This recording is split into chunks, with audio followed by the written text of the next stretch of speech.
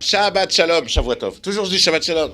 Parce que Tu attends le Shabbat. J'adore le Shabbat. J'adore comment on se détend, comment on se kiffe le Shabbat. Tu sais, c'est quoi l'histoire?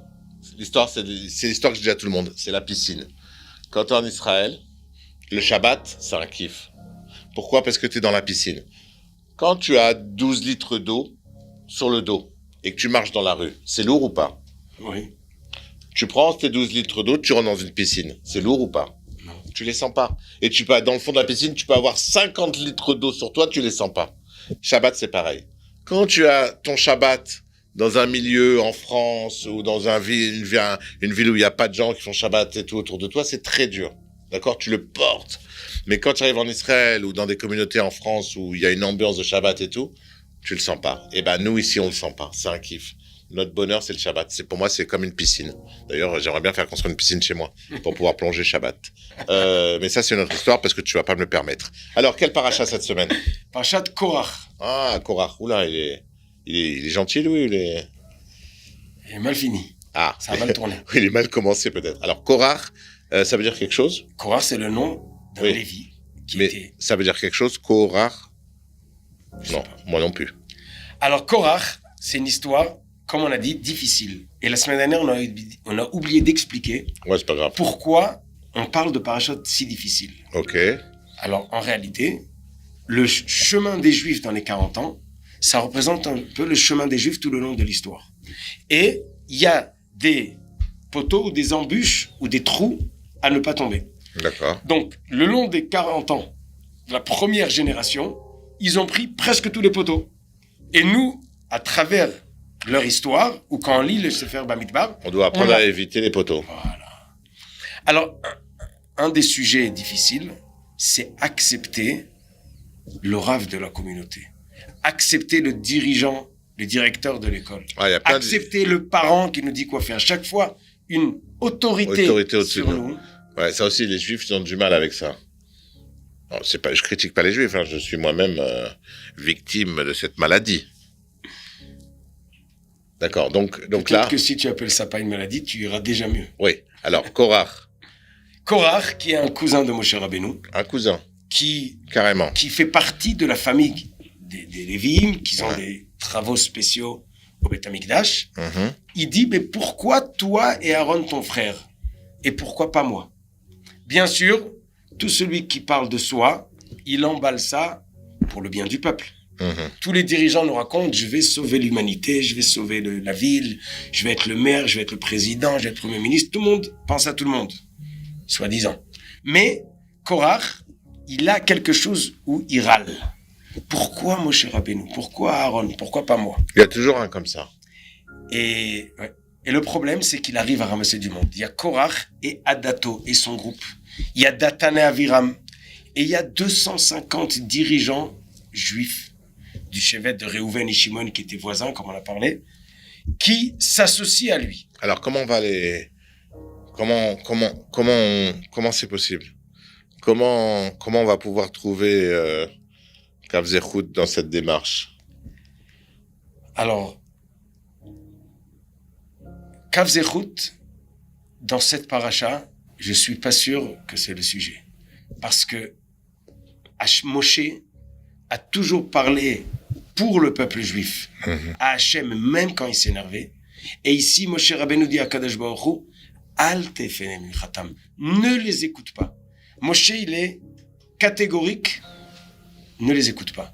Il y a à Korach et à tout ça. Il y a quelque chose de très grave de remettre en question l'autorité en réalité d'Akadosh Baruch Hu et des dirigeants qu'il a nommés et parler soi-disant le bien du peuple juif et en réalité c'est de l'égoïsme pur. C'est vouloir faire une révolution. Ouais, vouloir la place de Moshe, quoi. Vouloir les honneurs et vouloir le... Maintenant, bien sûr qu'il y a quelque chose dans Korach qui était quelqu'un d'important. C'était un Tamid Racham, il avait une grande place. On ne parle pas de rigolo, parce que la Torah ne parle que de gens sérieux, pas de rigolos. Mais à sa hauteur, il y a eu un problème qui est grave. Et d'ailleurs, la Torah nous dit, Moshe dit au peuple juif, s'il meurt une mort normale, donc je me suis trompé. Mais s'il meurt une mort bizarre, grave, c'est qu'il y a quelque chose. C'est Moshe qui dit ça. Moshe qui dit ça. Et en fin de compte, la terre s'est ouverte. Ils sont tombés dans le trou vivant, la Torah nous dit. Ça veut dire quoi? Ça dit qu'en réalité, c'était complètement pourri. Et qu'est-ce qui se passe quand ils sont tombés dans la terre vivant? La Gemara nous raconte que jusqu'à aujourd'hui, il y a un berger qui a rencontré Rabbi Yochanan. Il a dit, mets ton oreille par terre, écoute. Et il entend Korach qui disent, Moshe Emet, Torato Emet, Vanachnu Badaim. Moshe a raison, sa Torah est juste, et nous on est des menteurs.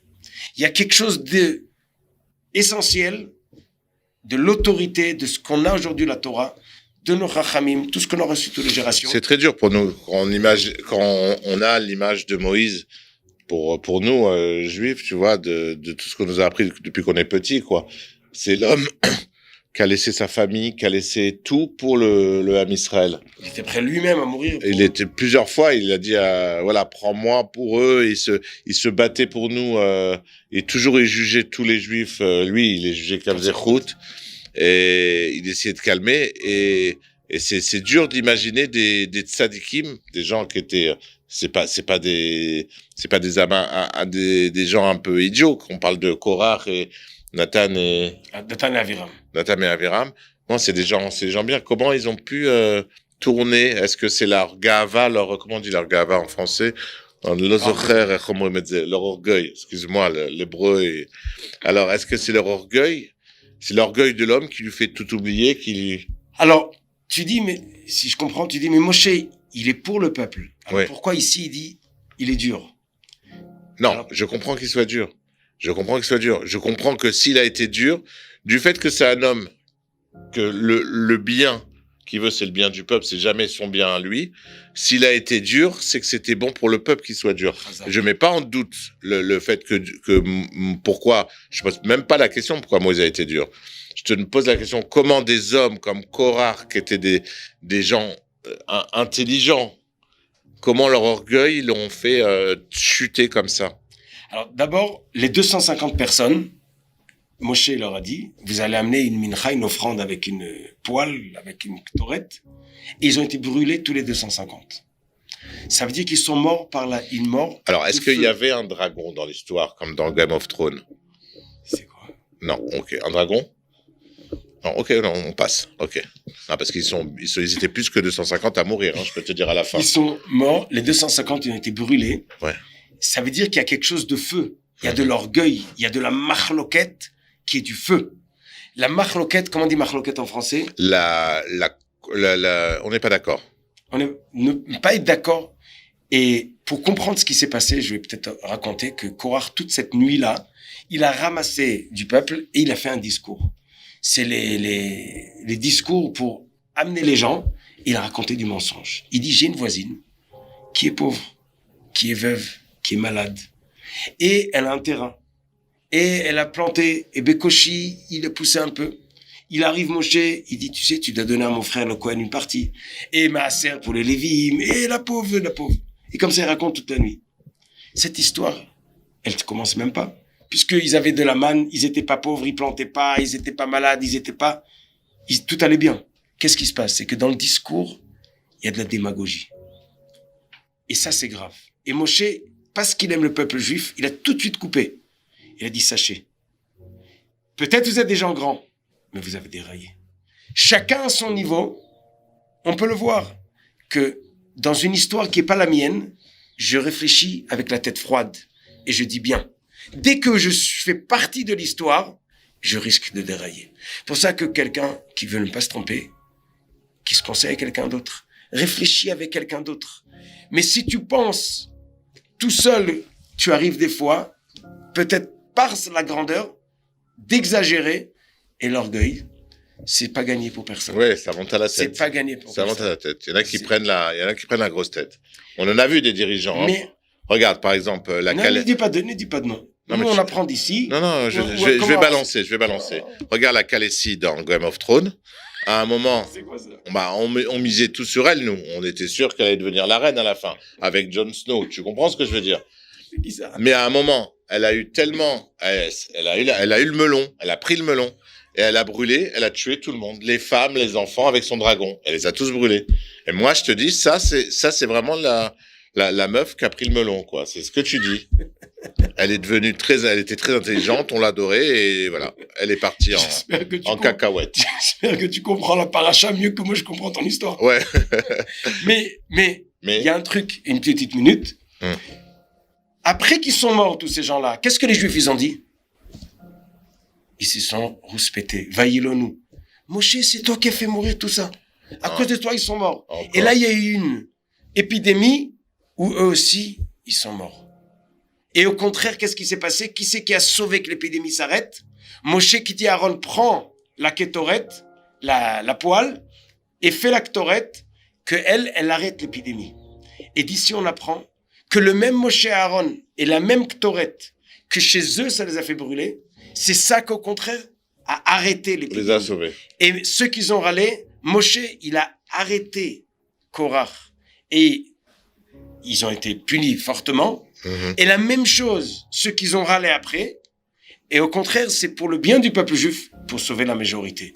Des fois, il y a des démagogues qui se moquent de certaines phrases de la Torah, ou certains rabbanim, ou certaines choses qu'on ne comprend pas complètement dans la Torah. Et avec ça, ils essayent de tout retourner. Et on apprend de cette histoire de Korach pour tout le long de l'histoire. Bien écouter, enlever son ego personnel et regarder la chose avec tête froide.